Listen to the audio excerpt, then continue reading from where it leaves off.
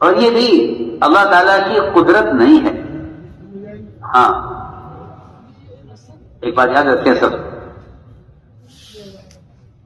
لوگ، اللہ تعالیٰ کی رحمت کی انتہا انبیاء کی جنت کو سمجھیں تو غلط سمجھتے ہیں.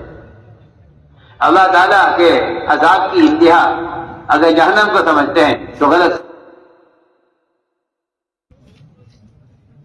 ایسے ہی کائنات میں انسان کے ماں کے رحم سے پیدا ہونے کو اگر یہ سمجھتے ہیں کہ اللہ کی قدرت یہ ہے تو یہ غلط سمجھتے ہیں. میں کچھ کہہ رہا ہوں، اگر اس نے چیزوں کے انسانوں کے پیدا ہونے کے لیے کائنات میں کوئی نظام بنا دیا ہے تو وہ نہ اس نظام کے پابند ہیں نہ یہ ان کی قدرت کی انتہا ہے. میں پھر لوٹاتا ہوں دوبارہ. اگر اللہ تعالیٰ ساری دنیا کے پچھلے اگلے انسانوں کو ہدایت دے کر ساری دنیا کے تمام انسانوں کو محمد صلی اللہ علیہ وسلم والی جنت دے دیں تو اللہ تعالیٰ کی یہ اللہ تعالیٰ کی رحمت کا ایک ذرہ ہے.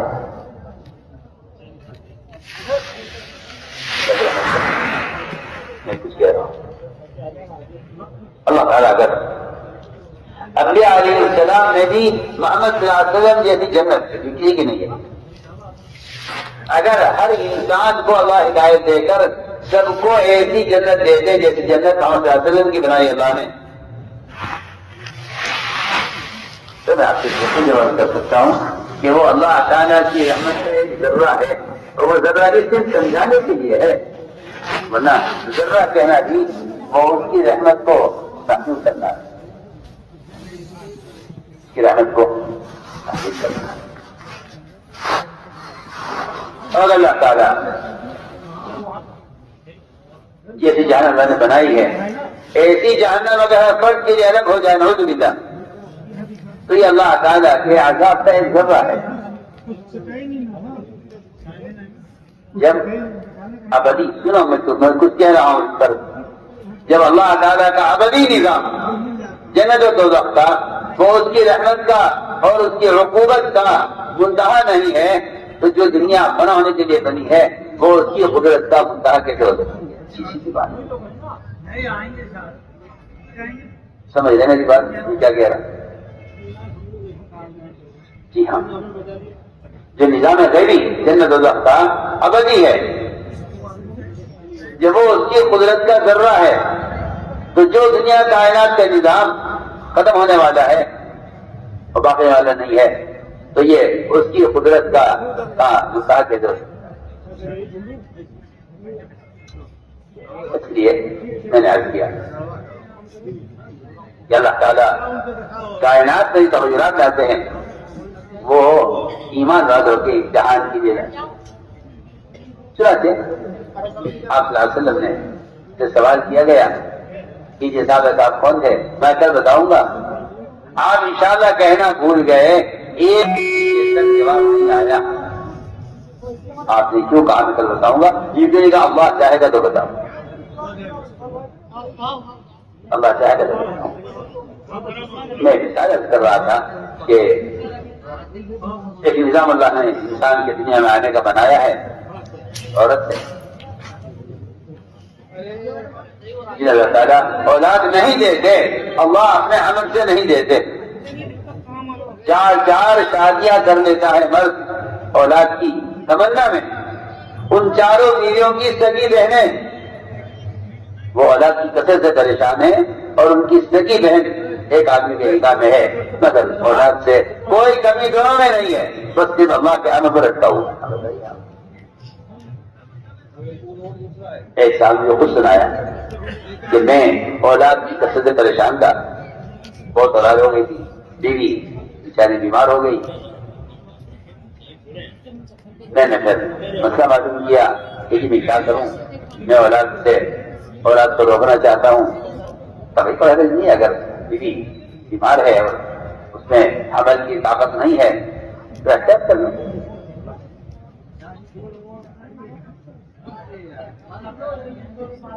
وہ احتیاط نہ ہو سکی ہے اولاد ہوگی. مجھے خود سنا انسان کہ میں نے پھر مشورہ کر کے اس کا آپریشن کرا کے میں نے اس کا رحم ہی نکلوا لی تاکہ یہ اس طرف سے اطمینان ہو جائے کہ اب اولاد ہونے والی نہیں ہے. ارے تو اللہ کی قدرت سے مقابلہ کر رہا ہے. مامی نظمت کائنت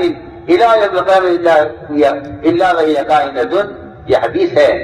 تو میں ضرور ہے کرتی ہے وہ آتے رہیں گی. تم کیونکہ خالق کی جگہ بیٹھ کر رزاق بننا چاہتے ہو، عزت میں اللہ کی کثرت سے تم پریشان ہو، تم فقیر ہو، تم اگر اپنے آپ کو رزاق سمجھتے ہو، یہی وجہ تمہارے اولاد کے روکنے کی ہے کہ تم آپ کو رزاق سمجھ کر کہتے ہو کہ دنیا کی آبادی پر کو پالے گا کون. تم خالق کی جگہ بیٹھ کر پریشان ہو. اس لیے میں تاکہ چارج کر رہا ہوں کہ جو چیز جو روح دنیا میں آنے والی ہے لا کی دل کر آخر جب تک آ گیا اس نے آپریشن کر کے رحم نکال دیا اور اب تو آرام سے ہو جاؤ آپ ہی ہم بھی اب کو اولاد. جب رحم ہی نہیں تو اولاد کہاں سے ہوگی؟ تو نے اللہ کی قدرت کو رحم کے بننے تک کیوں سوچا ہے؟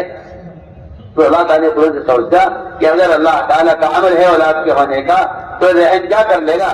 چنانچہ اس شخص نے آ کر مجھے بتایا کہ میں نے رحم نکلوا دیا تھا اور آپریشن کرا دیا تھا بیوی کا، لیکن اللہ نے 1 سال کے بعد مجھے دوبارہ اولاد دی.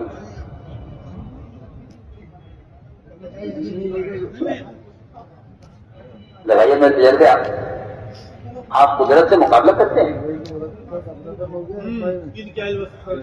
وہ تو جو اسباب کے پجاری ہوتے ہیں وہ قدرت کے انکار کرنے والے ہوتے ہیں. اللہ کی شان. ڈاکٹر بھی حیران، باقاعدہ ڈاکٹر کی ٹیم بیٹھی جس میں سے ایک ڈاکٹر نے یہ کہا کہ ہاں لاکھوں عورتوں میں کوئی ایک عورت ایسی جو ہوتی ہے کہ اللہ تعالیٰ اس کے جس پیٹ کے اندر 2 رحم رکھتے ہیں. جب تک بڑا رحم نکل نہ جائے چھوٹا رحم ٹکڑا ہوا ایک طرف رہتا ہے، اس کے نکلنے کے بعد وہ کھل جاتا ہے. آپ کے ساتھ یہ ہوا ہے، اسے بتایا کہ جی آپ کے ساتھ یہ ہوا ہے. آپ کے بعد عورتوں کے لاکھوں عورتوں میں سے کوئی ایک عورت ایسی ہوتی ہے اس کے پیٹ میں 2 رحم ہوتے ہیں. آپ کیا کریں گے بتائیے؟ ما قدر اللہ حق قدری. اصل بات یہ ہے اللہ کو ہم نے ایسا جانا ہی نہیں جس کو جاننے کا حق تھا. شکلوں نے اسباب نے یعنی قدرت کا تعارف اور اس کا تاثر ختم کر کے رکھ دیا. میں اکثر رہا تھا کہ اللہ اکبر وما تشاءون میں سارے انبیاء، سارے ملائکہ، سارے اولیاء، سارے صحابہ سب کی چاہت کی نبی اللہ انشاء اللہ، اگر اللہ نے چاہت ہوگا ورنہ سب کی چاہت. آپ کے وسلم کی دلی چاہت کی ابو طالب کلمہ پڑھتے کان میں پڑھتے رہے میں اللہ کی گواہی دیتا ہوں. نہ پڑھے زور سے نہ سنائے کفار کی کلمہ مجھے سنا دیں. لیکن ایک محسن چچا ان کی تربیت اللہ کی طرف سے ہلاکت کا فیصلہ ہوا ہے ابو طالب. ادھر دوسرے چچا حمزہ کا قابل وحشی جس کی ہلاکت کی آپ تمنا کر رہے ہیں جو اسے قتل کر دیں. اللہ تعالیٰ آپ کے چچا کے قابل وحشی کو ہدایت دے.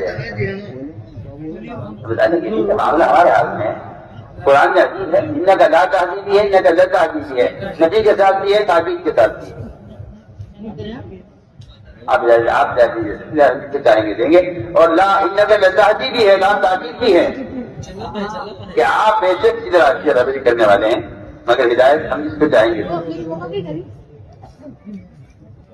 تو ہم نے عرض کیا کہ سبب گاڑی اختیار کرتا ہے تو یہ سوچ لیتا ہے کہ کام ہو گیا. حالانکہ اللہ رب العزت اسباب دے کر میں نے عرض کیا لیکن چیزوں میں آزماتے ہیں. ایک ہمیں کتنے یاد رکھتے ہیں سبب میں، 2 سبب میں حکم کتنے یاد رکھتے ہیں. ہمیں یاد رکھنا سبب میں، حکم یاد رکھنا سبب میں، صرف جو کامیابی ملی ہے اسے کدھر منسوخ کرتے ہیں، یہ تین امتحان ہے۔ چنانچہ میں عرض کر رہا تھا کہ اللہ تعالیٰ نے کائنات کو دو طرح کے اسباب سے بھرا ہے، ایک اسباب زینت ہے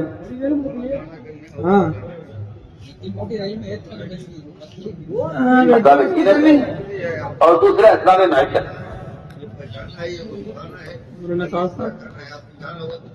اسباب زینت اسباب معیشت ان سے بھرا ہے کائنات کو۔ میرا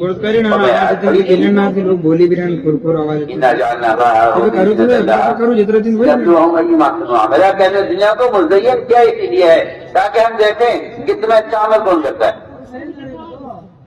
ہاں وہ لوگ تیرے تیرے چلتا تیرے تیرے اللہ تعالیٰ نے صلی علیہ السلام کو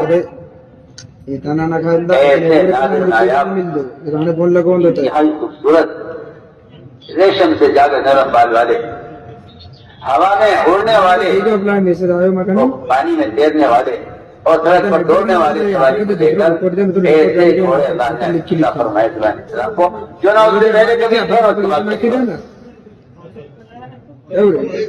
اللہ علیہ وسلم اور گھوڑوں پر ہاتھ اور ان کے جیسے پانی نرم بالوں کو دیکھ رہے تھے۔ اس کے دیکھتے دیکھتے ذہن نیچنے لگا اور عصر کی نماز قضا ہو گئی۔ عصر قضا ہو گئی، عصر قضا ہو گئی، عصر قضا ہو صلی اللہ علیہ وسلم کی۔ تو اس کا اتنا غم تھا کہ جس چیز نے میری نماز کو ضائع کیا ہے اس کا باقی رکھنا ٹھیک نہیں ہے، اور انہوں نے تلوار منگوائی، تلوار دی اور سارے گھوڑے کاٹ کے ختم کر دی، ایک نسل بھی باقی نہیں رکھی۔ جو چیز اللہ کی کے فریضے سے غافل کر دے اس چیز کو ختم کر دینا چاہیے، اللہ کی شان۔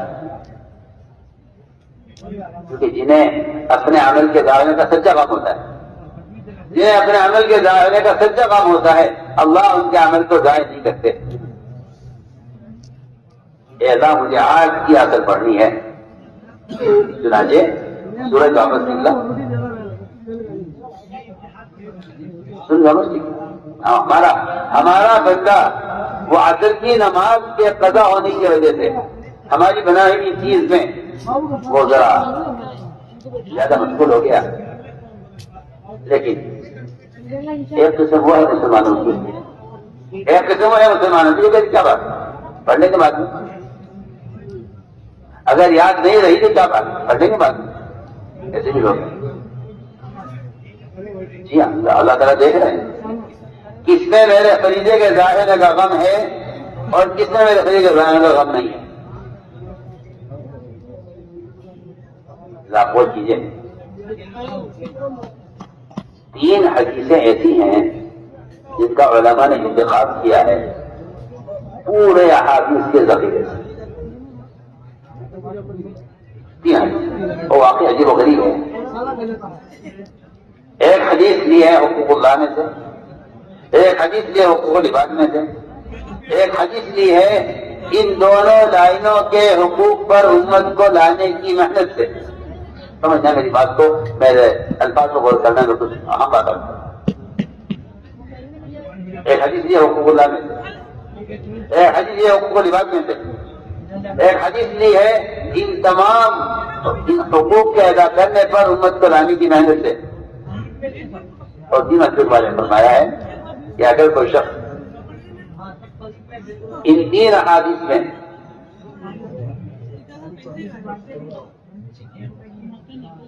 ان تین کاموں میں غلطی کر جائے تو اس کی پچھلی زندگی کے اعمال بھی برباد ہو جاتے ہیں، اس کی پچھلی زندگی کی محنت بھی ضائع ہو جاتی ہے۔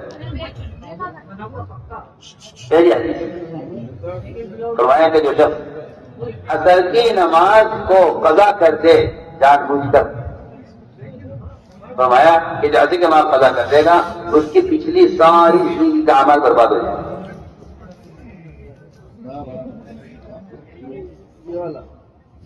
اصل کی نماز کوئی جان بوجھ کر آمدن قضا کر دے، فرمایا کہ اس کی پچھلی زندگی کے سارے عمل برباد ہو جائیں. یہ حقوق اللہ میں سے دیا ہے عصر کی نماز. دوسرے وہ شخص کہ جو کسی یہ حقوق العباد میں سے کہ جو شخص کسی پاک دامن عورت پر تہمت لگائے. آج کل تہمتیں لگانا لوگوں پر، علماء پر، عوام پر ایک ایسا بایات کا کھیل بن کے رہ گیا ہے کہ آدمی آسانی سے جس کو چاہتا ہے نقصان کر دیتا ہے. جس پہ چاہتا ہے جس سے چاہو تہمت لگوا لو، جس پر چاہو تہمت لگوا لو، اور جو چاہو گواہی دلوا لو. کیا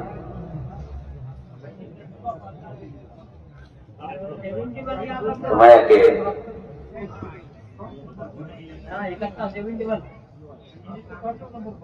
یہ دوسری حدیث ہے کہ پاک دامن عورت پر جو آدمی تہمت لگائے گا اس کی زندگی کے پچھلے سارے اعمال برباد ہو جائیں. اور تیسرا وہ شخص جو اللہ کے راستے میں نکلے اللہ کے دین میں قائم کرنے کے ارادے سے، اور وہ لوگوں کے لیے راستے کو بند کر دے یا جگہ کو تنگ کر دے. فرمایا حدیث میں کہ اس کا پچھلا سارا جہاد برباد ہو جائے. یہ تین حدیثوں کا انتخاب کیا ہے محدثین نے احادیث کے تمام پورے ذخیرے. بیان کر رہا تھا کہ عصر کی نماز چلو نبی ہیں ان کو تو کہا جا سکتا ہے کہ بھائی وہ تو آج کل ایک فکرہ اور پیدا ہوا ہے مسلمانوں میں کہ وہ تو صحابی تھے میں تو صحابی نہیں ہوں، وہ تو نبی تھے میں تو نبی نہیں ہوں. یہ نہیں گویا کہ یہ سمجھتے ہیں کہ دین کا جو دین کے حکم جو درجہ صحابی کے لیے ہے یا تابعی کے لیے ہے یا ولی کے لیے ہے یا کسی بزرگ کے لیے ہے وہ میرے لیے نہیں. خیال ہے لوگوں ایسا معلوم ہوتا ہے کہ ایمان کی سطح کو بھی لوگوں نے ایسے ہی درجات بنا کر تقسیم کر لیا ہے. میں ایک عام مسلمان ہوں، میرا ایمان میرے حساب سے ہے، وہ صاحب بہت بڑے ولی ہیں ان کا حساب ان کے حساب سے، یہ ماشاءاللہ کتب ہیں ابدال ہیں یہ ان کا ایمان ان کے اعتبار سے ہے. یہ تو میں کہتا ہوں کہ علماء نے لکھا ہے کہ جس شخص کا یہ خیال ہے کہ ان کا ایمان میرا ایمان برابر کیسے ہو سکتا ہے، ایسا مسلمان ناقص ایمان سے راضی ہو گیا.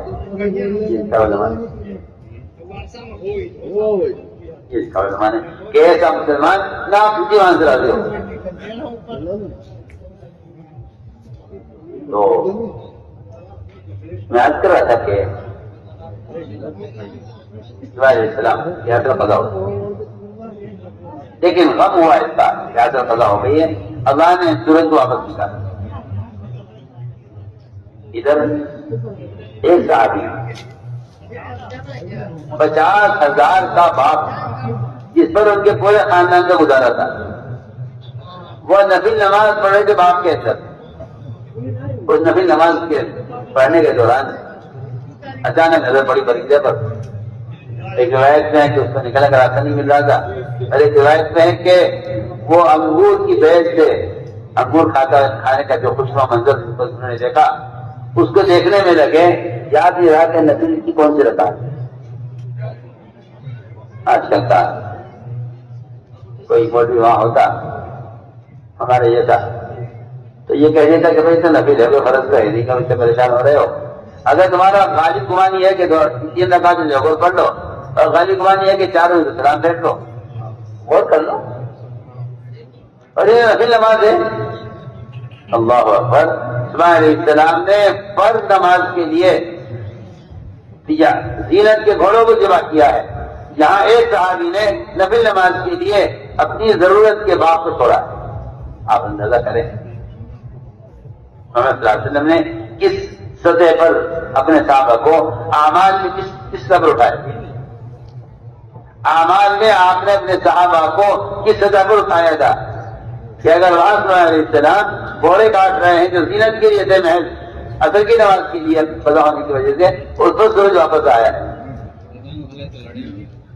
اور یہاں محمد صلی اللہ علیہ وسلم کا ایک ساتھ 50,000 کا وہ باغ جس پر ان کے خاندان کا گزارا تھا، اس باغ کو اس لیے چھوڑا ہے کہ اس باغ کی وجہ سے میری نفل نماز میں خلل پیدا ہوا ہے. آپ ذرا غور کر لیں کتنی نمازیں ظہر کی، عصر کی، مغرب کی اس طرح گزر جاتی ہیں ہم سے کہ میں دکان کے برابر میں مسجد ہے، مائک لگا ہوا مجھے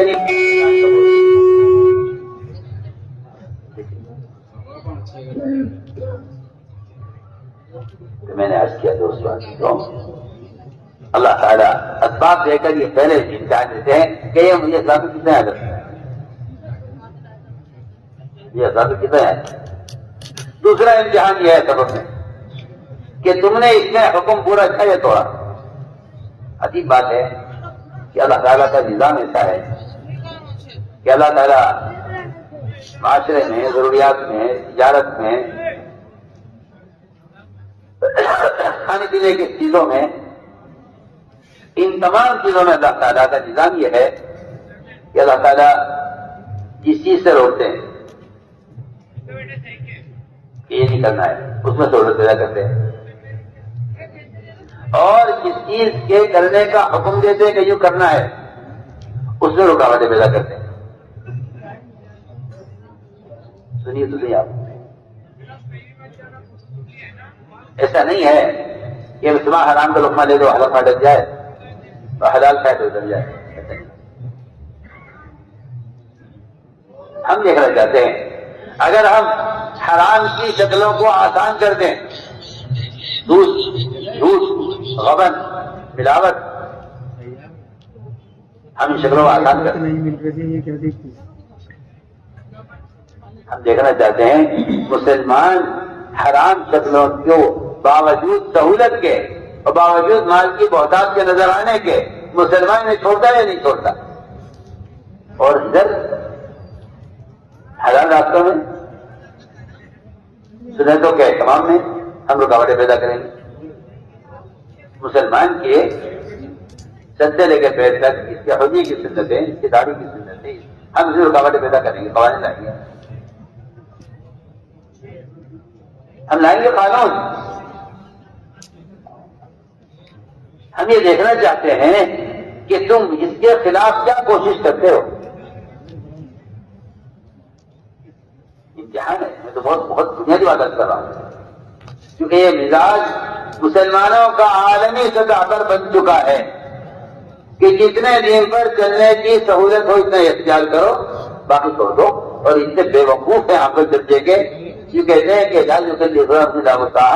کہ بھائی شاید کا مطلب تو یہی تو ہے کہ اللہ نے تمہیں اس کا مکلف ہی نہیں کیا، اس کی تمہیں دعوت نہیں، جو کر سکتے ہو کرو.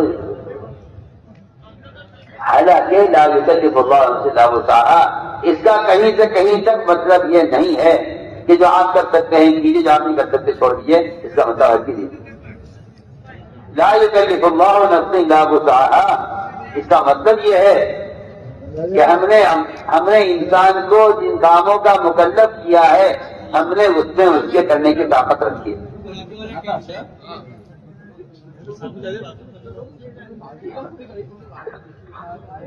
آپ یہ کہہ کر سنتے چھوڑ دیتے ہیں کہ قانون یہ ہے جلدی آ رہا کھانا کھانے چلیں گے. انسان کے اپنے بدن میں سر سے کر پیر تک اتنے احکام ہیں،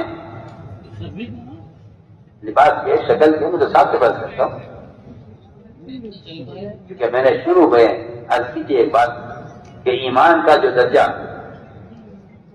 توحید میں، عقیدے میں ہے، اللہ کی قسم ایمان کا وہی مقام، وہی درجہ، وہی اہمیت، وہی فرضیت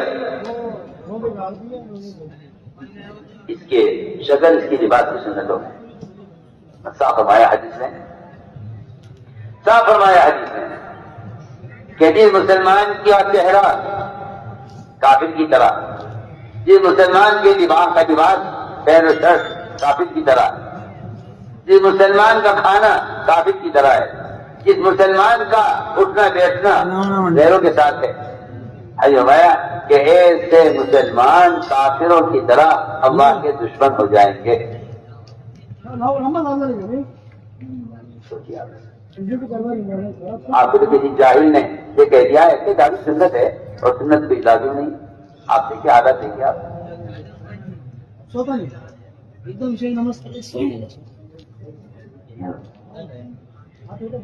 یہ بیماری ہے. یہ کوئی میں مکلف ہی نہیں اس کا کیونکہ قانون ہے. میں نے ایک بات رکھی ہے اللہ تعالیٰ کا نظام ہے یہ کہ تمہیں جنت اتنی ملے گی کہ میں تمہارے لیے چیز راستہ آسان کر دوں. جنت کو ہم نے گھیرا ہے مکارے سے ناگواریوں سے تکالیف سے دشواریوں سے اور جہنم کو ہم نے گھیرا ہے خواہشات سے حرام سے سہولتوں کی طریقوں سے ہم نے جہنم کو گھیرا ہے. جو آدمی سہولت کے راستے پر چلے گا خواہش کے راستے پر اس کے لیے جہنم کا راستہ ہے. جو تکالیف کے راستے پر چلے گا اس کے لیے جنت کا راستہ ہے جنت کا وعدہ ہے. یہ اللہ کا نظام ہے. جس کام کے کرنے کا حکم دیتے ہیں رکاوٹ پیدا کرتے ہیں. نیند کا تقاضا نیند کا تقاضا نماز پر وقت پر آپ اٹھیے نماز پڑھیے. بھوک کا تقاضا روزہ پر. مال کا تقاضا زکات پر. شہوت کا تقاضا زنا حرام. آپ کسی کو نامحرم کا آپ دیکھ بھی نہیں سکتے ورنہ جو آدمی نامحرم کو دیکھ لیتا ہے اس کی نماز کی حلاوت اس سے ہمیشہ کے لیے چھین لی جاتی ہے. ختم ہو جاتی ہے. کیونکہ حدیث میں ہے کہ نماز کی حلاوت صرف اس شخص سے محسوس ہوگی جو نامحرم سے نظر پڑھنے سے پہلے ٹھہرتے کیونکہ سنت یہ ہے. آپ صلی اللہ علیہ وسلم نے دیکھا ایک عورت گدھے پر جاری کی بیٹھی ہوئی. اچانک اس کے گدھے کا پیر ایک گڑھے میں پڑا. ابھی وہ پیر اس کا داخل ہو جاتا گڑھے کے اندر آپ نے فوراً نظر پھینکی. کیا ہوا؟ فرمایا آپ نے کہ اس کے گدھے کا پیر گڑھے میں پڑا ہے اور مجھے اس بات کا پورا اندازہ تھا کہ یہ گدھا جو ہے گرے گا اور اچانک یہ نیچے ہوگا تو جو عورت بیٹھی ہوئی ہے اس کے اوپر یہ گرے گی اور اس عورت کے گرنے اس کے کپڑے کھلیں گے اور اس سے اس کا سطر ظاہر ہو جائے گا. اس لیے میں نے پہلے سے نظر پھینکی.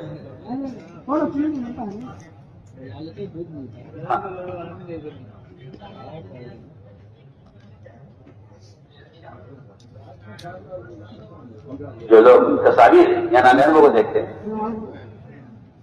وہ چاہے رکوع سجدے زبردستی کو کرنے کو کر لے لیکن نماز کی حلاوت اور اللہ کا قرب اور صفت احسان کی وہ بھی ان کو نہیں آتی کہ اللہ کو دیکھتے بل ٹھیک ہے. اللہ تعالیٰ کی طرف سے جو بھی خیر ملتی ہے اس خیر کے حاصل کرنے کے لیے ایک عملی مجاہدہ ہے. ایک عملی مجاہدہ. تو میں نے عرض کیا کہ اللہ تعالیٰ کے نظام ہے یہ. ہم ایک چیز کا حکم دیں گے اس کی ہم ایک چیز کا حکم دیں گے اس کی رکاوٹ پیدا کریں گے اور ایک چیز سے روکیں گے اور اس میں سہولت دیں گے. دیکھیے اصحاب سبت پر اللہ تعالیٰ نے ہفتے کے دن شکار مچھلی کا حرام کر دیا. اب اگر شکار حرام کر دیا تو اللہ تعالیٰ نے مچھلیوں کو سمندر کی تہ میں نہیں چھپا دیا کہ سمندر کی تہ میں چھپ جائے مچھلیاں تاکہ شکار نہ کر سکے حرام سے بچے. اللہ تعالیٰ نے ساری مچھلیوں کو ہفتے کے دن پانی کی سطح پر جمع کر دیا.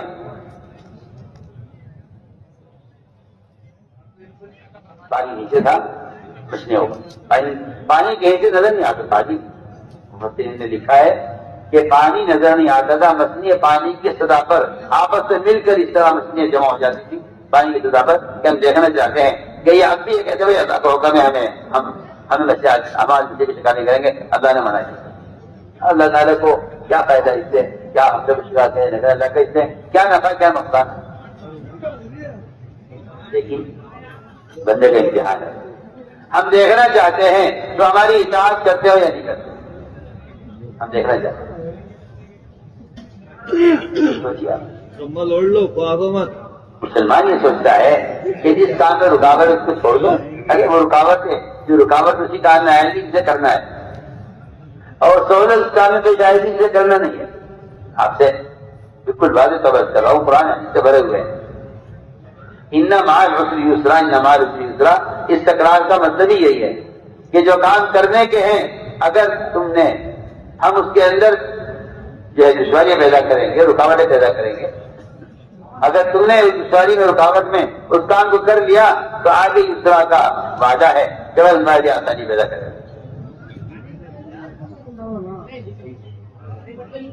ہم نے کیا کہ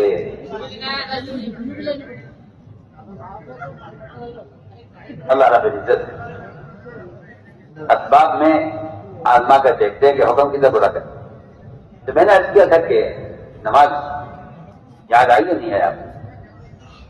اگر نماز یاد آ گئی اور آپ نے اس پر سبب چھوڑ دیا اپنا اسی طرح، تو پھر اللہ رب العزت عمل کے راستے سے کامیابی دے گا.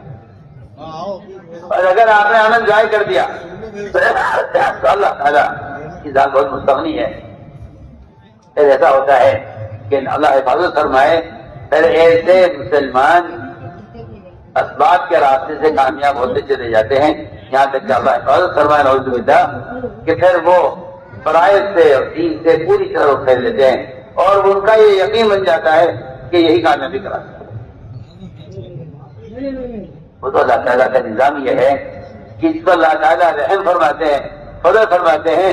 اللہ تعالیٰ اس کے غلط راستے میں رکاوٹ پیدا کر دیتے ہیں، پھر لاتے ہیں اس کو اس طرف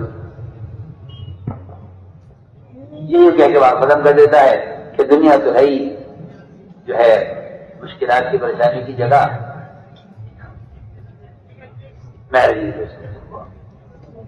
میں نے اب تک عبادت کی ہے وہ یہ سمجھانے کے لیے کی ہے کہ اللہ تعالیٰ عقیدے میں ایمان کو کس طرح آتا ہے، احکام میں کیسے آتا ہے. اگلی بات یہ ہے میں نے شروع میں ایک بات کہی تھی، شاید آپ کو یاد ہو، کہ جو درجہ ایمان کا، توحید کا اور فرائض کے ادا کرنے کا ہے، بالکل وہی درجہ ایمان کا معاشرے میں بھی وہی درجہ ہے. یہ کہہ کر معاشرے ہم کو چھوڑ دینا کہ آج کل عجیب فتنہ پیدا ہوا مسلمانوں میں. مجھے کہتے ہیں نہیں یہ سنت ہے، آپ اس پر اتنا زور نہ دیجیے، فرائض تو زور دیجیے، وہ فرض ہے، سنت ہے. ہاں یہ زمانے کا فتنہ ہے، اور بہت جاہل قسم کے لوگ، بہت جاہل قسم کے ان پڑھ بالکل، وہ اس فتنے کے اصل پیدا کرنے والے ہیں. بالکل ان پڑھ ہیں، ان کی سیرت پر اور حدیث پر ان کی کوئی نظر نہیں. ان کو یہ فتنہ، کوئی فتنے میں پڑے ہیں اور دوسروں کو فتنے میں ڈال رہے ہیں کہ بھائی سنت کو فرض کا درجہ نہ دیا جائے. سنت تو سنت ہے. میں کہتا ہوں اس سے بڑا فتنہ، کیونکہ یہ خیال اور یہ سوچ یہ معاشرے کو بدلنے کے لیے ہے، یہ معاشرے کو بدلنے کے لیے. پر میں آپ کو ایک مثال عرض کرتا ہوں.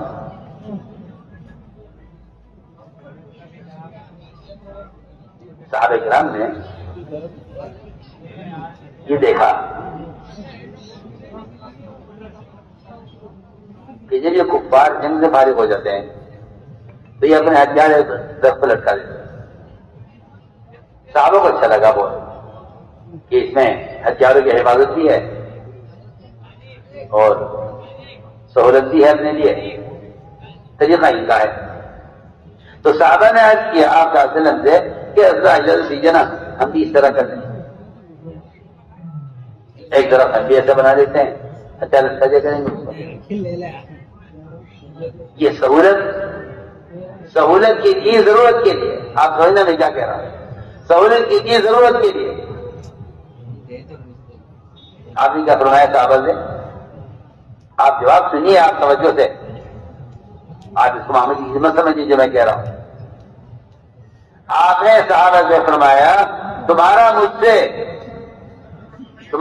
سے ہتھیار لٹکانے کے لیے طرف کا مطالبہ کرنا بالکل ایسا ہے کہ جب موسیٰ علیہ السلام اپنی قوم کو لے کر بحر قلزم سے پار ہو گئے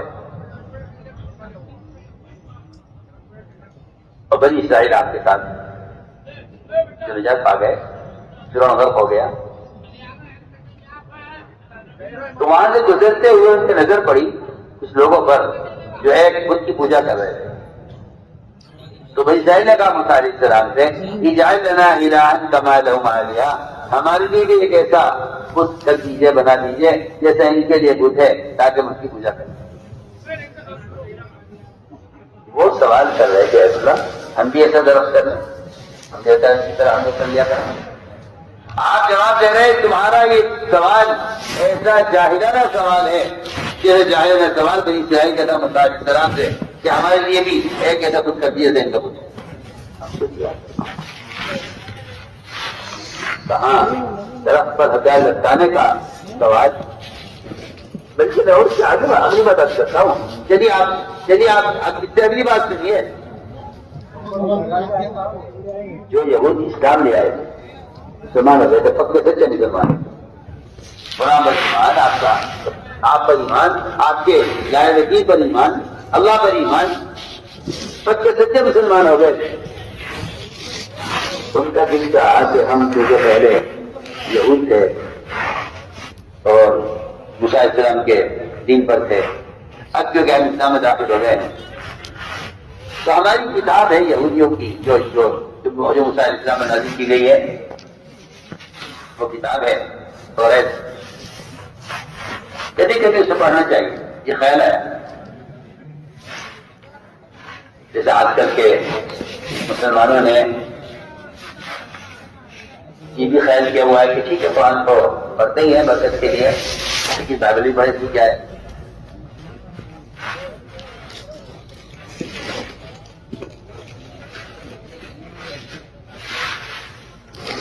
یہاں تک میں آپ سے عرض کرتا ہوں کہ اگر ایسا کیا گیا تو مسلمان یہ کہے گا کہ اس زمانے کے حالات کے اعتبار سے اور اس زمانے کے مسلمانوں کی جو سب کی صورتحال ہے اس کے اعتبار سے بائبل کے جو احکام ہیں وہ زیادہ مناسب معلوم ہو. میں کہتا ہوں یہ تحریف اس لیے ہوگی اور خیال آپ کو کسی کام کا کسی چیز کے بدلنے کا اس لیے خیال آئے گا کہ آپ نے ایک چیز کو ضابطہ سمجھتے ہوئے آپ نے دوسری چیز کی طرف توجہ دی. ہم آپ سے بہت دنیا کی بات کو چاہتے ہیں. آج اگر کوئی مسلمان نعوذ باللہ اسے مسلمان کیا کہا جا رہے ہیں، اگر قرآن کی ایک آیت کو بدلنا چاہتا ہے یا اس کا گدھے کا خیال یہ ہے کہ اگر یہ آیتیں نہ ہوں تو پھر جھگڑا ختم ہو جائے گا. اس لیے کہ قرآن میں جو تحریف ہوتی تھی وہ عقل کی وجہ سے ہوتی تھی.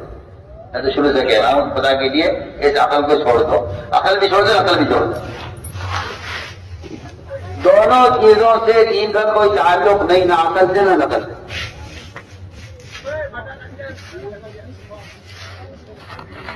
اگر مرد صحیح کرنے میں حد حاضرہ کی نقل کریں تو حکم ہے، اور اگر عورتیں حد حاضرہ کی نقل کریں تو گناہگار ہو. کیونکہ شریعت کا مدار نہ عقل پر ہے نہ نقل پر ہے. سنیے آپ، اگر آج کوئی عورت حد حاضرہ کی نقل کرے گی تو گناہگار ہوگی کہ وہاں عورت سے دوڑنے کی اجازت نہیں ہے، مرد سے دوڑنے کا حکم ہے. حالانکہ عورت سے دوڑنا ثابت ہے حاضرہ کا، مرد وہاں کوئی دوڑنے والا نہیں تھا. اسی لیے ہے کہ وہاں کوئی مرد نہیں تھا تو عورت دوڑی تھی.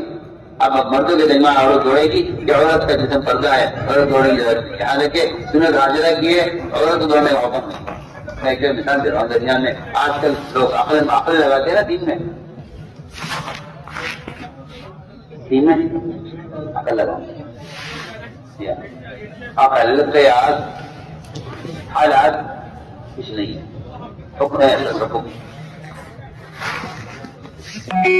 حکم ہے کہ بندہ حکم کے تابع ہے.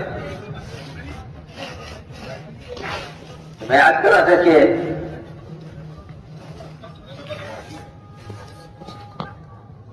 اللہ تعالیٰ جو حکم لاتے ہیں حکم کا پورا کرنا آسان ہے، ورنہ یہ دین میں تحریر کر لیتے ہیں بھی عمل ہے۔ چنانچہ میں عرض کر رہا تھا کہ کیا مسئلہ پیش آیا، آپ کو ناگواری کس چیز کو یہ بتائیے، سارا مسئلہ تمہیں کرتا میں عمر آج اگر موسیٰ علیہ السلام زندہ ہو کر آ جائیں، ان کے لیے کوئی نجات کا راستہ نہیں سوائے میرے طریقے کے۔ اگر تم کے طریقے پر عمل کیا تم گمراہ ہو جاؤ گے، اور اپنے طریقے پر عمل کیا تو وہ کامیاب نہیں ہو۔ عرض کر رہا ہوں کہ تلاوت اور اس پر حکم نازل ہوا، اسلام کو بڑے داخل ہو جاؤ۔ ادھر عاشورہ کا روزہ حالانکہ ایسی عبادت ہے جو نظر نہیں آتی، عاشورہ کا روزہ آج جائیے، عاشورہ روزہ کیوں رکھتے ہیں؟ قریش بھی رکھتے عاشورہ کا روزہ کیوں رکھتے ہیں؟ کہ یہ دن ہے، اس دن ہمیں فرعون سے نجات ملی تھی تو ہم اس کے شکرانے میں ایک روزہ رکھتے ہیں۔ فرمایا صحابہ سے کہ ہم زیادہ حقدار ہیں شکر کے، اللہ کا شکر ادا کرنے کے، لہذا ہم ان کی مخالفت میں 2 روزے رکھیں۔ سوچیے جب روزہ جیسی عبادت جس کے لیے جنت کے داخلے کا دروازہ یہ لگے باب ریان روزداروں کی، جس کے بارے میں فرمایا سارے اعمال کا بدلہ اللہ تعالیٰ فرشتے دلوائیں گے، روزے دار کو بدلہ خود اپنے ہاتھ سے دیں گے، بلکہ فرمایا اس سے بھی آگے انا اجزا بھی کہ روزے دار کو میں اپنے آپ کے حوالے کروں، سب خود اعمال کا بدلہ دیں گے اپنے خزانے سے، اور روزے دار کے اللہ تعالیٰ خود روزدار کے ہو جائیں گے۔ ایسی عبادت فرمایا کہ اس عبادت میں بھی ہمیں یہود کی مخالفت کرنی ہے۔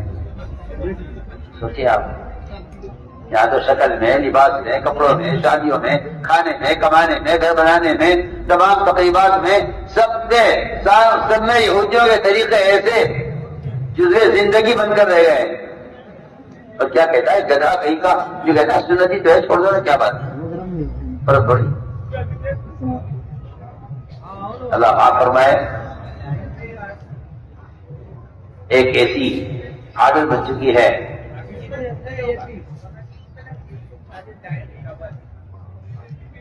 یہود و نصارہ کے طریقوں کی۔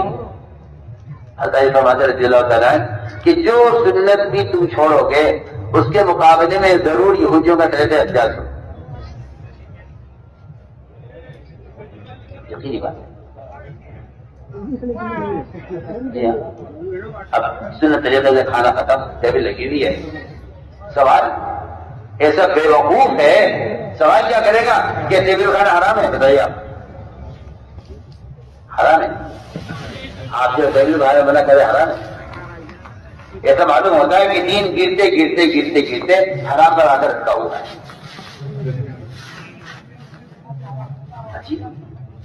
پاگل قسم کے لوگ۔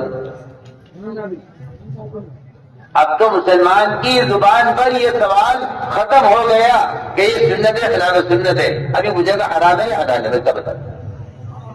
جی ہاں، یہ اس کے دین کے مٹنے اور دین کے سزا کے گرنے کی علامت ہے کہ اس کا دین آ کر حرام پر رکھا ہوا ہے کہ جو چیز حرام نہیں ہے اسے تو کر لے گا، اسے سننے سے کوئی مطلب۔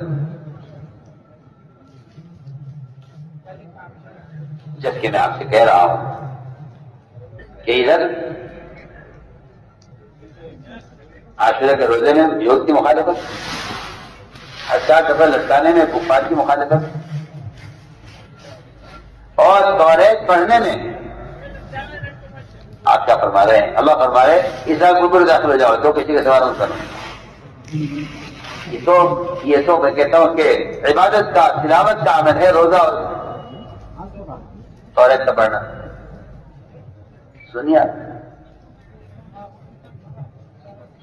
کسی بے وقوف آدمی نے یا کسی فاسق نے، میں اس سے بات کرتا ہوں، جو مسلمان یہ کہتا ہے کہ اسلام ہی کوئی لباس نہیں، وہ آدمی اللہ کی قسم فاسق ہے۔ وہ آدمی فاسق ہے جو کہتا ہے اسلام کوئی فاسق ہے.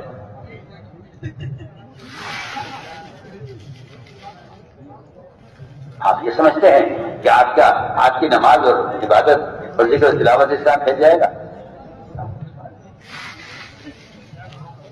میں تو شروع بات کر چکا ہوں، اسلام کی جاذبیت معاشرے معاملات اور اخلاق میں ہے، وہ جاذبیت کسی عبادت میں نہیں. ایسا کہیں بھی مجھے نہیں ملا کہ اغیار آقا صلی اللہ علیہ وسلم کی نماز کو دیکھ کے اسلام کی طرف آئے ہوں.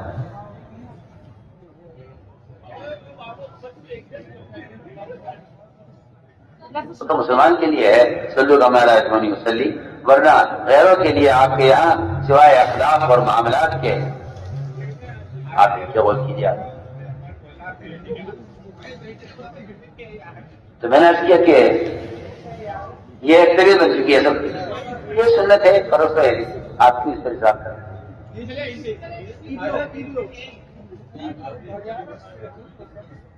بغداد کی عدالت کے سب سے بڑی عدالت بغداد اور اس کے سب سے بڑے قاضی قضات، سب سے بڑے جج قاضی یوسف. وزیر آیا، وزیر سے دوستی تھی بہت، وہ آیا ملاقات کے لیے، اس کی دعوت کی، کھانا تیار کرایا اس کے لیے. وزیر سے بے تکلفی تھی، بادشاہ سے جو ہے وزیر کی بے تکلفی تھی قاضی ابو یوسف سے. تو وزیر نے پوچھ لیا قاضی صاحب سے کہ کھانے میں کیا بنایا. تو قاضی ابو یوسف افغانی نے حدیث پڑھی، کان رسول اللہ صلی اللہ علیہ وسلم یحب الدباء، کہ آپ صلی اللہ علیہ وسلم کو لوکی پسند تھی، میں نے آپ کی لوکی تیار کرائی. اس کی زبان سے نکل گیا وزیر کی کہ مجھے لوکی پسند نہیں. فرمایا فوراً تلوار نکالی میان سے اور اس کے قتل کا فیصلہ کر. میں ایسا قتل کر دو، یہ آدمی مرتد ہو گیا ہے، واجب القتل ہے، یہ کہتا ہے مجھے لوکی پسند نہیں، اس کو قتل کر. کو آرام اس کا بغداد میں.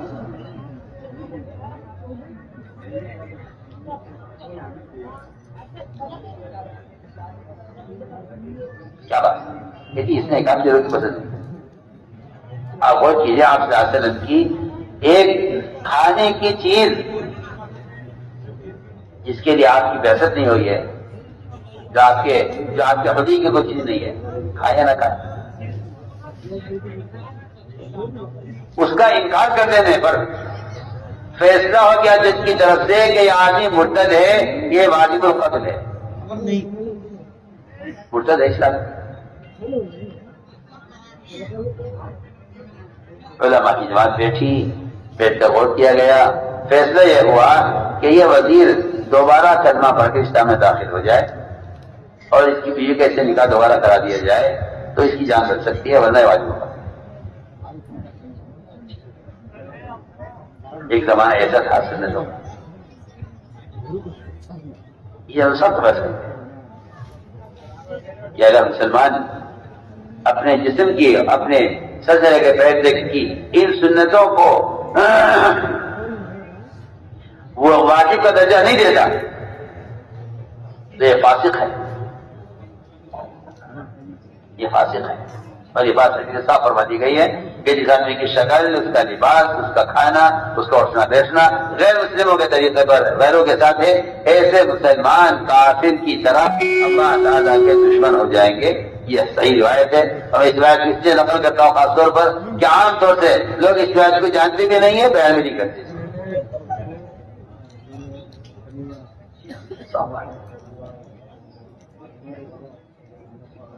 مسلمان اتنا مزین تھا سر کے پیر تک سنتوں سے کہ دور سے دیکھ کر کہا جاتا کہ مسلمان ہے. یہ دھوکہ لگا لوگوں کو کہ ایمان تو عقیدے کا درست ہونا ہے اور اسلام تو فرائض کا ادا کرنا ہے. اور یہ دھوکہ کہاں سے لگا ہے؟ آج کل لوگ کہتے ہیں بھائی دیکھو کسی کے ظاہر کو مت دیکھو، کسی کے ظاہر کو مت دیکھو. آپ کو کیا معلوم کسی کا دل اندر سے کتنا صاف ہے؟ میں تو صاف سے بات کرتا ہوں کہ جس آدمی کا ظاہر سنت سے صاف ہے، جس آدمی کا ظاہر سنت سے صاف ہے، اس کا ایمان بھی سنت سے صاف ہے، اس کا دل بھی ایمان سے صاف ہے. پکی پکی بات سمجھ رہے کہ جب مسلمان کو غیر مسلموں کے طریقے اچھے لگنے لگے اور سنتوں پر عمل کرنے سے یہ کترانے لگے تو سمجھ لینا کہ ان کے دل میں کفر نے جڑیں جما دی. ان کے دل میں کفر نے جڑیں جما دی. جب مسلمان کو غیروں کے طریقے اچھے لگنے لگے اور سنتوں پر سنتیں انہیں معیوب لگنے لگے تو سمجھ لینا کہ کفر نے ان کے دل میں جڑیں جما دی ہیں. یہ تو میں کہتا ہوں اتنا بڑا شیطان نے دھوکہ دیا ہے کہ میں تو تہجد پڑھتا ہوں، میں تو ذکر کرتا ہوں، اور میں تو بیعت فلاں سے بیعت ہوں، اور میں تو یہ اعمال کرتا ہوں. آپ کو کیا معلوم میری تنہائی کیسی ہے؟ آپ میرے ظاہر کو دیکھ رہے ہیں، صرف لباس سے شکل کو دیکھ رہے ہیں. آپ میرے ظاہر کو مت دیکھیے. اور پھر اس پر اتنا ہی نہیں ہے بلکہ کہتے ہیں کہ فرمایا حضور اکرم صلی اللہ علیہ وسلم نے کہ بھائی دل کا حال تم کیا جانو. سنیے تو صحیح ہے میری بات آپ غور سے. یہ حدیث دل میں گئی ہے ایسے لوگوں کے لیے کہ بھائی کسی کے ظاہر کو مت دیکھو، دل کا حال نہ جانتے ہیں. دل کا حال کہ دل کا حال بھی اس کے حلیے سے نظر آ رہا ہے. سب بات اگر اس کے دل میں محمد صلی اللہ علیہ وسلم سے محبت اور آپ پر یہ ایمان لاتا، اگر یہ آپ پر ایمان لاتا تو اس کے حلیے سے سنت ظاہر ہوتی. سب بات اس کے حلیے سے سنت ظاہر ہوتی. اسی لیے اللہ تعالیٰ غیر احمد فرمائے درجہ بلند فرمائے شیخ حدیث کے رحمۃ اللہ علیہ فرماتے ہیں کہ اگر کوئی شخص اتباع سنت پر نہیں ہے اور محمد صلی اللہ علیہ وسلم سے محبت کا دعویٰ کرتا ہے تو فرمایا جھوٹا ہے.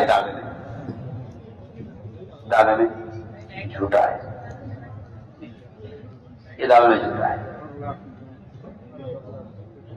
اس لیے آپ صلی اللہ علیہ وسلم کی شبیہ دکھلائی جائے گی. انہیں پہچانتے ہو؟ قبر میں آپ کو صرف وہ پہچان سکے گا جو دنیا میں آپ کی حیثیت اور آپ کی شکل پر ہے، ورنہ کہ میں نہیں جانتے. قبر میں زبان وہ تو عمل پر چلے گی. معلومات آپ سنتیں جانتے ہیں، آپ سنتوں کا جاننے والا بھی جواب نہیں دے سکے گا، ایمان کے جاننے والا بھی جواب نہیں دے سکے گا. وہ تو عمل کرنے والا اور سنت کا احترام کرنے والا جواب دے گا کہ آج ہمارے نبی محمد کا. تو ہم نے آج کیا کہ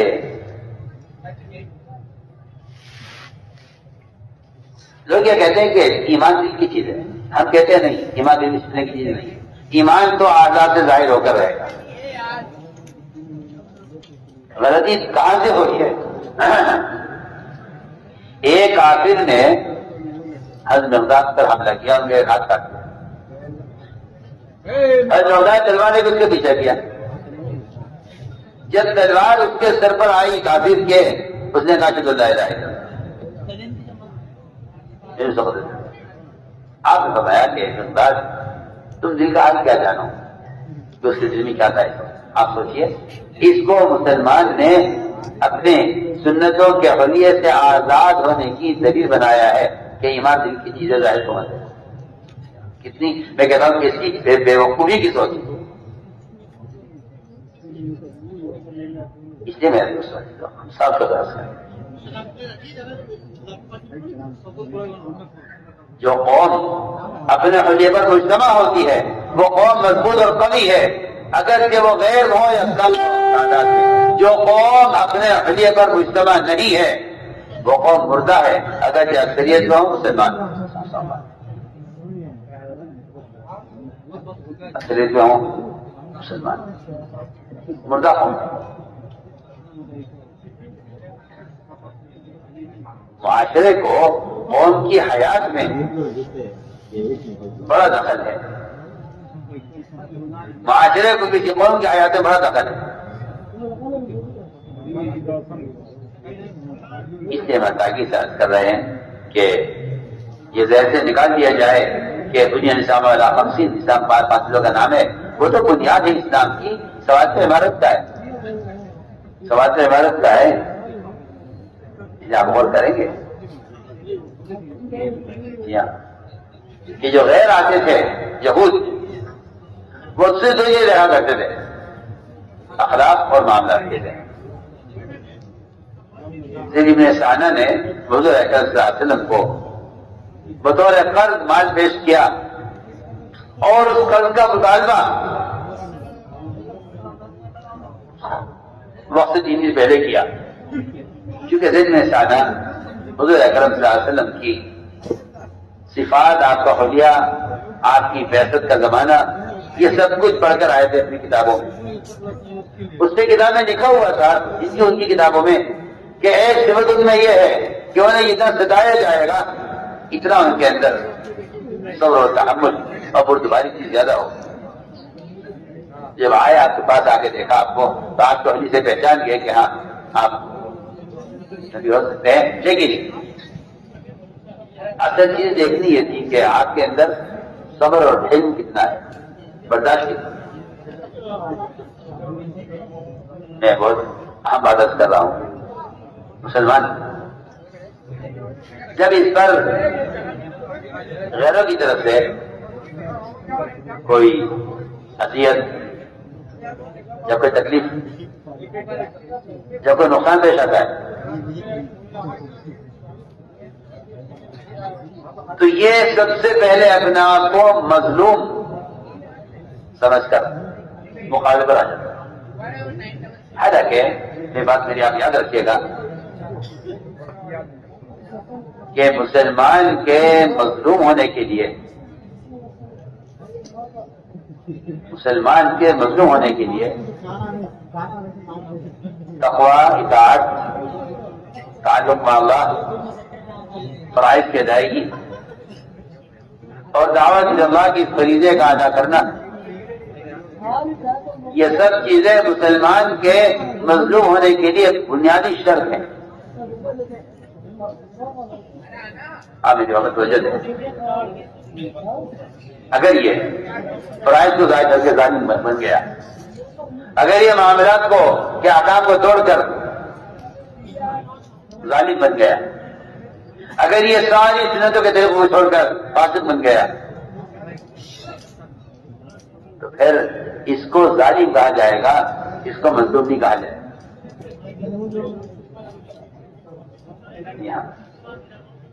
مظلوم ہے بے شک، وہ ہے مظلوم جو اپنے اللہ کے درمیان اس نے کوئی ظلم نہیں کیا ہے، ورنہ قرآن صاحب کہہ دیا ہے کہ الذین آمنوا ولم یلبسوا ایمانهم بالظلم اولئک لهم الامن، کہ امن تو مسلمانوں کے لیے ہے جنہوں نے اپنے اسلام میں، ایمان میں کفر کی آمیزش نہیں کی ہے، ورنہ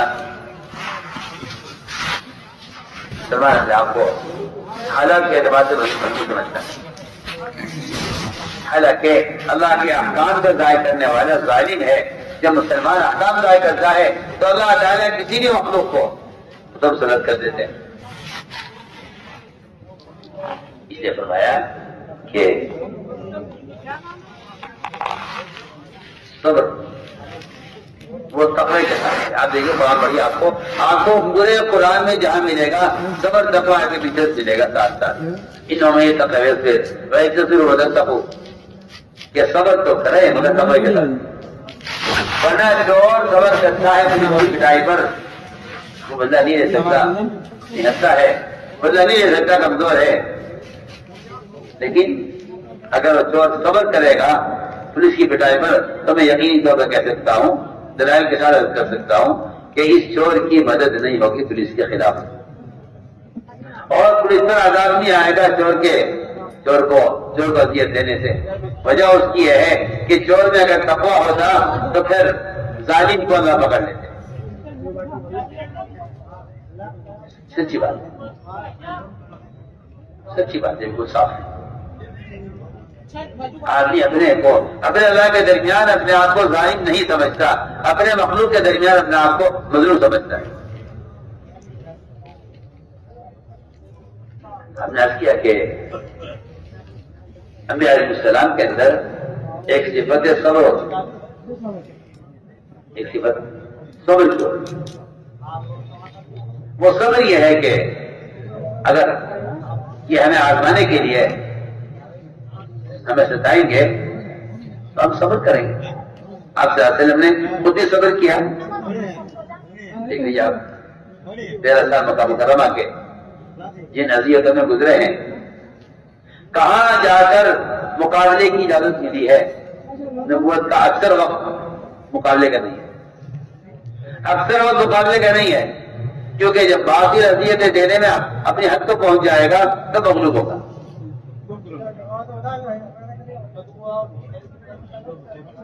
آپ صلی اللہ علیہ وسلم نے خود ہی صبر کیا اور آپ نے اپنے صحابہ کو بھی صبر کا عادی بنایا. جب صحابہ نے شکایت کی کہ رسول اللہ یہ حالات کب تک ہوں، تو آپ نے نہیں فرمایا کس دن کی بات ہے. آپ نے فرمایا کہ تمہیں اگر ان اذیتوں پر تمہیں صبر نہیں ہو رہا ہے تو پچھلوں کی اذیتیں یاد کرو. تم سے پہلے انبیاء علیہ السلام کو آروں سے چیر دیا گیا ہے. ان کے لوہے کی کنگھیوں سے اور لوہے کے کانٹوں سے ان کے جسم کے گوشت کو نوچ کر کھرچ کر ہڈیوں سے الگ کر دیا گیا ہے. یہ آپ نے بیان فرمایا صحابہ کے سامنے کہ تم ان حالات میں بے صبرے ہو رہے ہو. تو میں نے عرض کیا کہ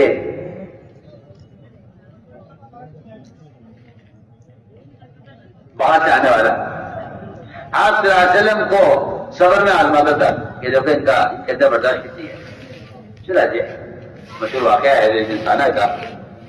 حضور اکرم صلی اللہ علیہ وسلم کے پاس آگے بیٹھے، اچانک خبر آئی ایک علاقے سے کہ فلاں علاقے میں مسلمانوں پر حالات آ گئے ہیں اور وہ نئے مسلمان ہیں، تو ایسا نہ ہو اسلام سے گھبرا کر دین چھوڑ دیں.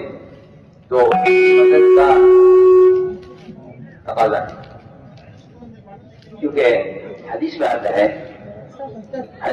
ہے کہ ساری دنیا کے مسلمان ایک جسم کے اعضاء کی طرح ہیں.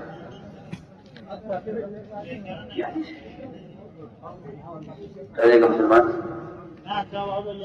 ایک جسم کے اعضاء کی طرح ہے، یہ حدیث ہے. اور اس حدیث کا مطلب عام طور سے یہ لوگ جانتے ہیں، یہ بیان کیا جاتا ہے کہ بھئی اگر مسلمان کے کسی ملک میں، کسی طبقے میں، کسی حلقے میں، کسی علاقے میں، کسی محلے میں مسلمانوں کو مصیبت آ جائے، کوئی آفت آ جائے،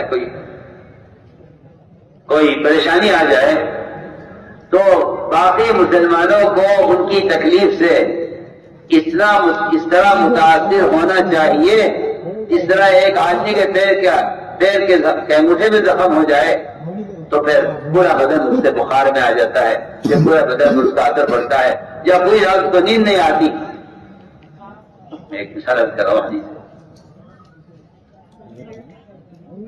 کہ مسلمان کے لیے ایسا ہے کہ ایک انسان کے پیر میں زخم ہو جائے تو پورا بدن متاثر ہوتا ہے. اس طرح ایک علاقے کے مسلمانوں پر اگر فاقہ آ جائے، سیلاب آ جائے، تنگی آ جائے، زلزلہ آ جائے، کوئی وبا ان میں پیدا ہو جائے یا کوئی مصیبت ان پر آ جائے، اس کے لیے ساری دنیا کے مسلمانوں کو اس طرح متاثر ہو جانا چاہیے. کوئی شک نہیں ہے، اس میں کوئی شک نہیں ہے. میں کچھ کہنا چاہتا ہوں اس حدیث پر. شک کے زمانے میں آپ دیکھ لیجیے مسلمانوں کے ایک حصے پر یہود نے جو مظالم ڈھائے ہوئے ہیں،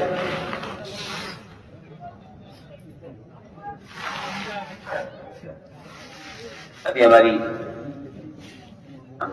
ملاقات کے لیے گئے تھے مفتی تقی عثمانی سے زیارت کے لیے، ملاقات کے لیے، کچھ ان سے علمی استفادے کے لیے بھی. تو اس پر بس ایک ہی غم اور فکر سوال تھا کہ مسلمانوں کا کیا ہوگا، مظلومین کا کیا ہوگا. اور میں سمجھتا ہوں کہ ان مظلومین کا اگر ہم تعاون نہیں کر سکتے ہیں تو خدا کے لیے کم سے کم ان کی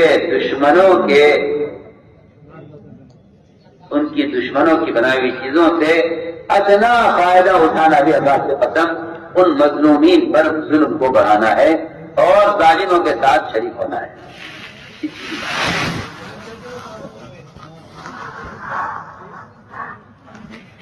قرآن صاحب کے گیا ولا تعاونوا علی البر والعدوان.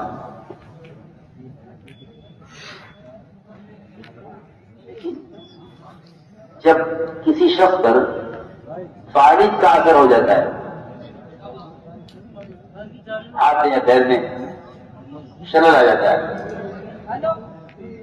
تو ڈاکٹر اس کے پیر میں سوئی چبھا کر یا اس کے پیر کے اوپر اپنی چابی بڑھا کر دیکھتے ہیں. اگر یہ ہل جائے اور چیخ مارے تو کہا جاتا ہے بس آپ کا مریض بالکل خطرے سے باہر ہے، ٹھیک ہو جائے گا، کوئی گھبرانے کی بات نہیں، علاج ہو جائے. اور اگر اس کے پیر میں سوئی چبھائی جائے اور اس کا پیر نہ ہلے اور وہ چیخ نہ مارے، کہتے ہیں کہ آپ کا مریض تو جب تک زندگی بستر پر رہے گا یہ علاج. آپ سے میں تو کہتا ہوں کہ اگر عالم کے کسی کونے میں کسی مسلمان پر ظلم کیا جائے اور دوسرے ملک کا مسلمان اس ظلم سے متاثر نہیں ہے تو اس کا مطلب ہے کہ ان کے بدن پر خارج پڑا ہوا ہے.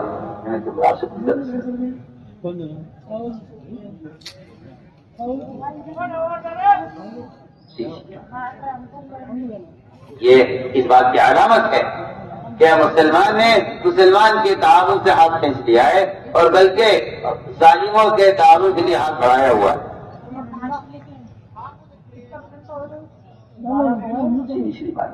اگر ایک پانی کی بھی بوتل بھی آپ اگر خرید کے پیتے ہیں ظالم کے تعاون کے لیے تو خدا کی قسم آپ مظلوم کا خون پینے میں سے.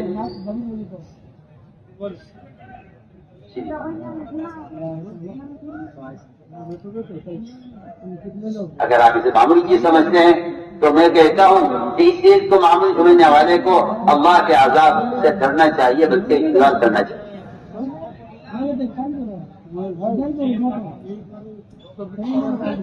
صحابہ کرام کی مواعظ اور ان کے وصایا میں نے سب سے زیادہ جس چیز پر زور دیکھا ہے وہ مظلوم کی بددعا سے بچنے پر زور ہے. مظلوم کی بددعا سے بچنا،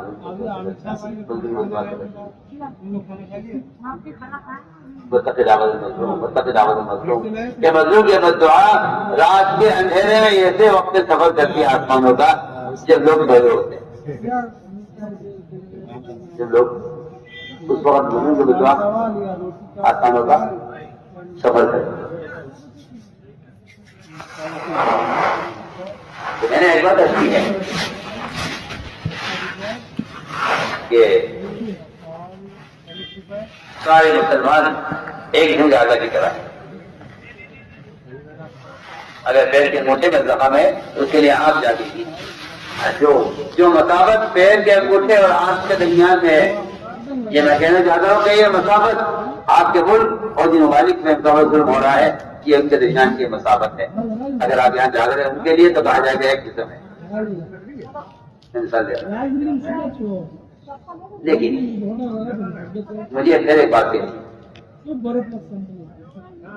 کہ ہاں ایسے مسلمان دنیا میں ہیں کہ جو ایسے مظلومین کے لیے کوشش بھی کر رہے ہیں، دعائیں بھی کر رہے ہیں اور مزید کہ کسی پریشان حال مسلمان کے کام کوئی غیر مسلم بھی اس کے کام آ سکتا ہے اور آ جاتے ہیں. اور ایسے غیر مسلم بہت ہیں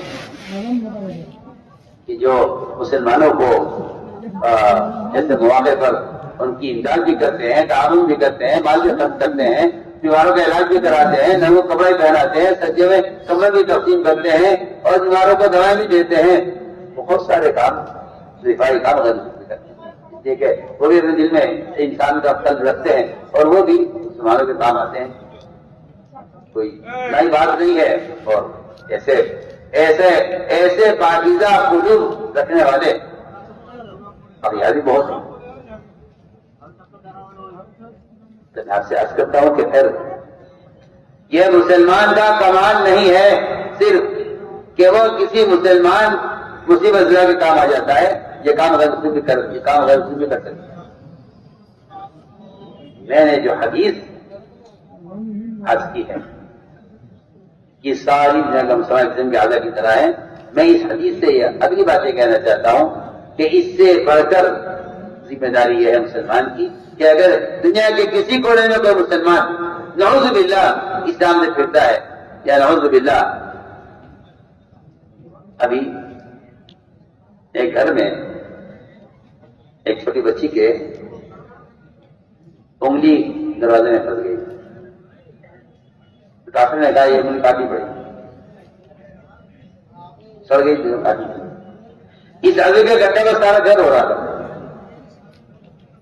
میں درمیان میں بتا دیا ایک چھوٹی انگلی بچی کاٹی گئی, سارا گھر ہماری بچی میں عیب ہو جائے گا, ہماری بچی بڑی ہوگی, اس کی ایک انگلی نہیں ہوگی. سنو میں مثال دے رہا ہوں. اس ایک عضو کے کٹنے پر پورا گھر ہو رہا ہے. اگر مسلمان عالمی خدا پر اپنے آپ کو اس حدیث کی وجہ سے ایک قسم یقین کرے تو میں کہتا ہوں کہ ایک مسلمان کا کسی علاقے میں مرتد ہونا یہ اس کو اس سے زیادہ غم ہونا چاہیے کہ ہمارا ایک عضو کٹنے لگو. احساس مردہ ہو چکے ہیں, کچھ نہیں. ایک آدمی مرتد ہوا دونوں کے زمانے میں, حضور نے فرمایا اللہ اطعمتہ رغیف, ارے تو نے اسے گھی کی روٹی کیوں نہ کھلائی اور تم اسے پراٹھے کھلائے ہوتے تو وہ مرتد کیوں ہوتا. شاید تم سے ہی کوئی کمی ہوئی ہے اس کے حق میں جس سے وہ اسلام سے بدزن ہو گیا. اگر اس کو تم روٹی کھلا دے چپڑی ہوئی گھی کی تو شاید سارے مرتد ہوتے. یا تمہارے نے یہ فرمایا اس مرتد ہونے والے کہ علاقے کے لوگوں سے یہ فرمایا کہ وہ مرتد اس لیے ہو گیا کہ شاید تم نے اس کا اکرام نہیں کیا.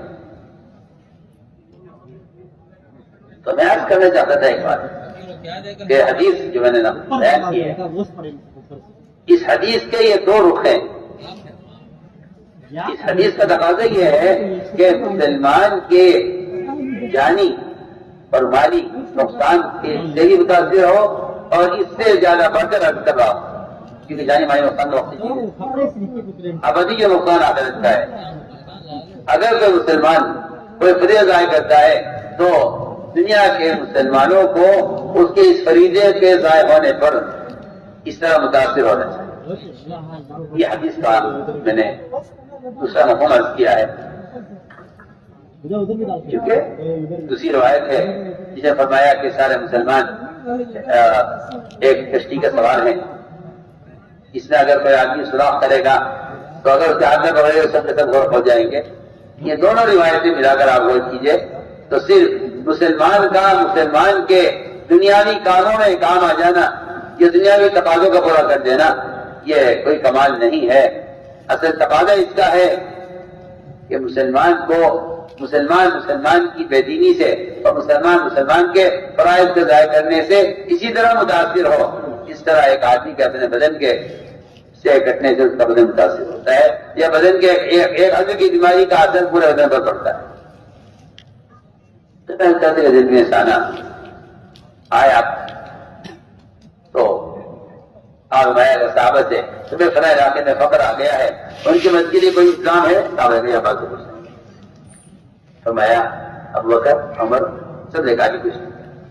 یہ بیٹھے ہوئے دل میں سانا, انہیں موقع اچھا لگا, انہوں نے فوراً اپنے پاس سے سونا نکالا آپ کے لیے, آپ نے پیش کیا اور یہ کہا جی سونا لیجیے اور مسلمانوں کی مدد کر دیجیے. تو میں نے کہا تھا کہ مسلمان کی مدد غیر مسلم بھی کر دے گا,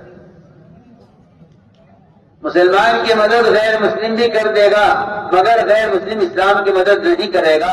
اسلام کی مدد صرف مسلمان ہی کر سکتا ہے. میں بہت کام کے بعد آپ سے کہہ رہا ہوں, یہ جو آج کل ایسے مالدار قسم کے لوگ جو مسجدیں بنا دیتے ہیں, مدرسے بنوا دیتے ہیں اور جو ہے پانی کی کنویں اور پانی کی پیال لگوا دیتے ہیں, جو بیماروں کے لیے اسپتال فری کا بنا دیتے ہیں, اللہ نے مان دیا ہے. وہ سمجھتے ہیں ہم نے کام پورا کر دیا کیونکہ ہم نے مسلمانوں کی ضرورت کا انتظام کیا ہے. آپ صاحب سے عرض کرتا ہوں کہ ایسا کوئی بھی خیر کا کام کرنے والا اگر وہ مسلمان کو اللہ کے فرائض پر لانے کی کوشش نہیں کر رہا ہے, سنو میں کچھ کہہ رہا ہوں, اگر مسلمان کو اللہ کے فرائض کرنے کی کوشش نہیں کر رہا ہے تو یہ مسلمان کی مدد کر رہا ہے، جس کے لیے اسلام بھی شرط نہیں ہے، جس کے لیے یہ مسلمان کی مدد، یہ مسلمان کی مدد کر رہا ہے، اس کے لیے اسلام بھی شرط نہیں ہے، غیر مسلم یہ کام کر سکتا ہے۔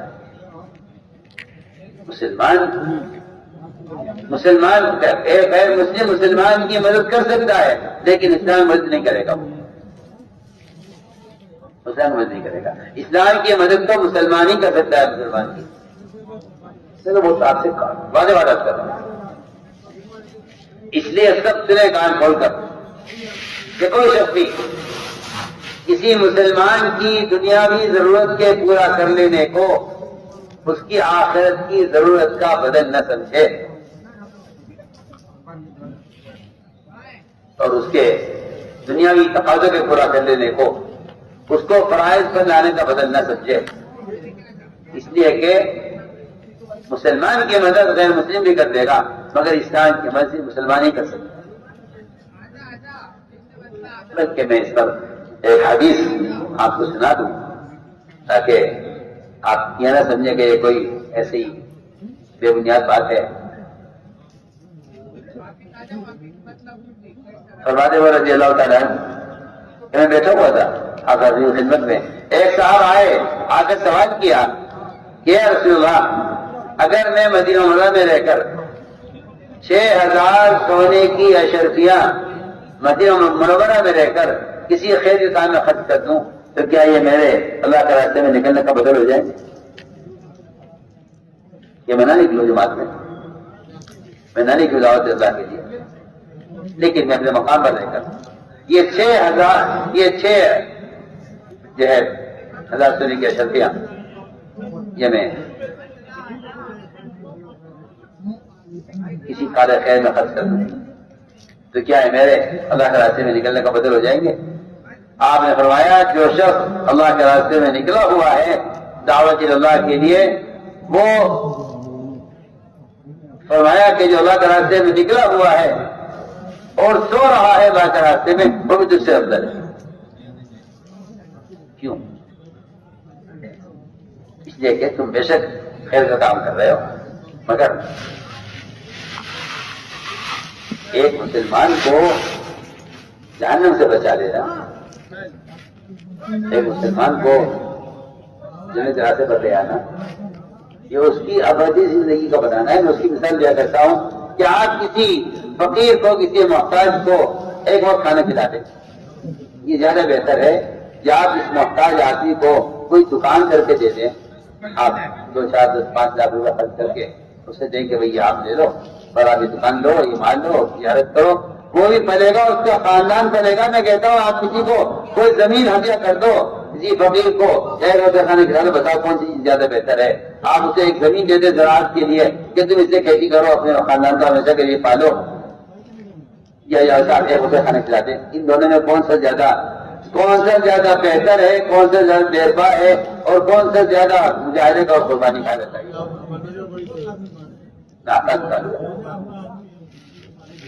آپ کسی انسان کی وقتی طور پر اس کی دنیا بنا دیں، یہ اس کی آخرت کے مقابلے میں ایک لقمے کی بھی حیثیت نہیں رہتی۔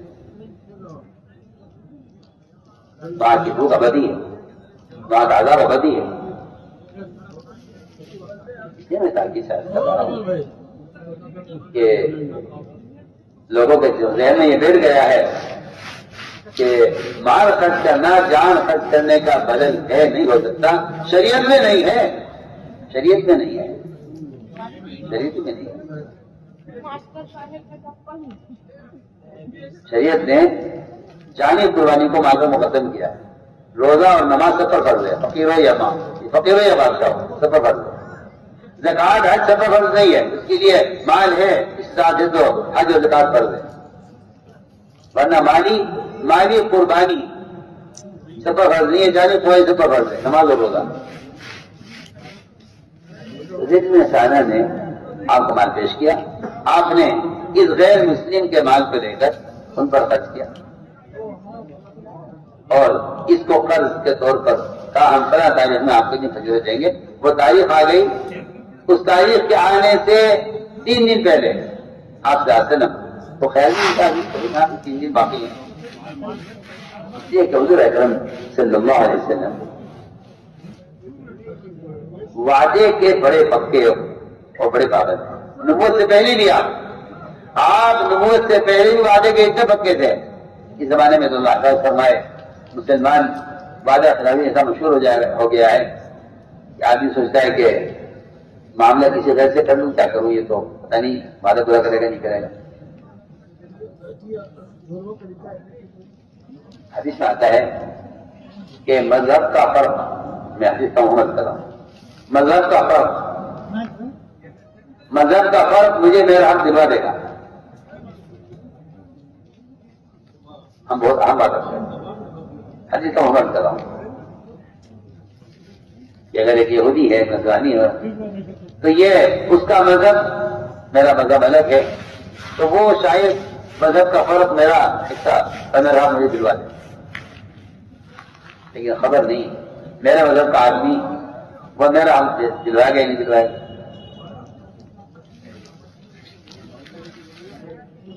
میں دل چاہتا ہے کہ آپ حضرات کو ایک واقعہ سنا کہ جب مسلمان معاملات میں بگڑے گا تو اس کے بگاڑ کا کیا اثر پڑے گا ماحول پر, اور اگر یہ معاملات میں حکم پر آ گیا تو اس کے معاملات اسلام میں داخلے کا کیسے دروازہ کھولیں گے. میرا دل چاہتا ہے دونوں واقعات کروانا.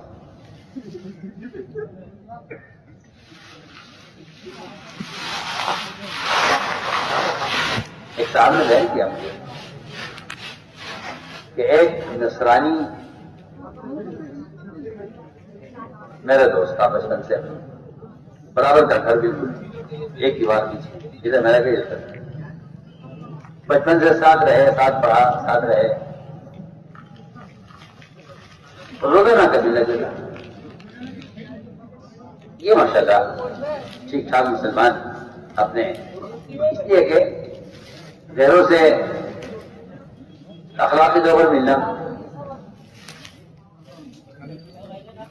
یہ تو ان کے خیر کی طرف آنے کا ذریعہ ہے, اور ان سے ان کے مذاہب, ان کے طریقے اور ان کی رسومات اس اعتبار سے ملنا یہ مسلمان کے غیر ہونے کا ذریعہ ہے.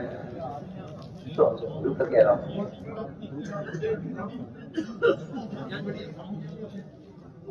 تو آپس میں تعلق تھا بچپن سے, تو یہ مسلمان کہیں جانے کا سفر میں کہا کہ میں سفر پہ جا رہا ہوں, ایسا نہ ہو پیچھے پھر مکان میں چوری ڈکیتی کچھ ہو جائے, لہٰذا میرا سامان ہے کچھ آپ کرنے مالدار مسلمان کا بہت. اس نے ایک صندوق میں اپنا سارا گھر کا جو مال سونا کمچی وغیرہ کی اور سب کر کے اس کا حوالے کر دی کہ تم رکھ لو گھر میں, تو تم تو گھر میں ہو, میں ذرا سفر ہو کے آتا ہوں. ٹھیک ہے, رکھ دیا.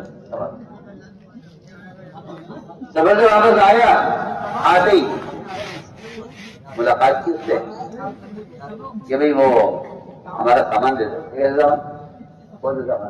وہ مالیت اتنی تھی اس کی نیت خراب ہو گئی. ایسے سامان کہ وہ میں آپ کے پاس سے پائی گیا تھا کہ آپ کی میری کوئی ملاقات نہیں ہو یا آپ کا میرے پاس کوئی سامان نہیں ہے. اس نے یہ بڑا پریشان ہوا, خوشامد بھی کی, یاد دلایا, وہ مار کے رہ گیا. نصرانی کہہ نہیں میرے پاس اس کے سمجھ کچھ نہیں آیا. یہ گیا اس کے پادری کے پاس, کیا کہتے کوئی صاف صاف بات ہے, یہ میرے ساتھ یہ ہوا ہے اور آپ میرے کو بند کر سکتے ہیں. ٹھیک ہے. اس نے قلم اٹھایا, کاغذ اٹھایا, کچھ لکھا اس نے اور بند کر کے لفافے میں رکھا, کہ مسلمان کو دیا کہ اس کو آپ پڑھیں گے نہیں، آپ اس کو پڑھیں گے نہیں، یہ سیل بند ہے، خط ہے، یہ لے جا کر اس کو دے دو۔ اس نے جا کر اس کو دیا، دوست کو اپنے پڑوسی کو اس نے کھولا، کھول کے پڑھا، کھول کے بیٹھے بیٹھے دیا، اس کے گیا فوراً اس لوگ اٹھا کے لایا، اس کا امانت اس کو واپس کی کہ بھائی آپ نے معاف کر دیا، مجھ سے غلطی ہو گئی ہے، یہ آپ کی امانت آپ کیا ہوا؟ میں نے کہا جو ہوا چھوڑ دیا، اس کو آپ کی بات مل گئی آپ سے کہ میں 1 مہینے سے پریشان ہوں اور آپ 1 مہینے کے بعد امانت واپس کر رہے ہیں، وہ بات کیا ہے؟ میں نے کہا دوست کی اپنی جگہ، مجھے بتا دو پرچے میں کیا لکھا؟ اس نے کہا اس پرچے میں پادری نے یہ لکھا تھا کہ تو مسلمان کب سے ہو گیا کہ تو خیانت کرنے لگا، چوری کرنے لگا؟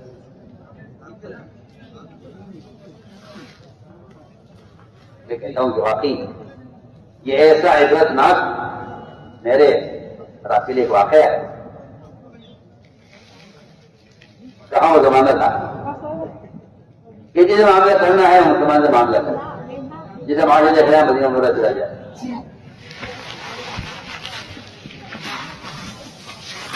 اتنی شہرت مسلمان کے معاملات کی تھی کہ ساری اقوام کو ان کے معاملات کھینچتے تھے طرف، وہ خیانت سے نکل کر امانتوں میں آتے تھے، وہ بے حیا سے نکل کر حیا کے ماحول میں آتے تھے،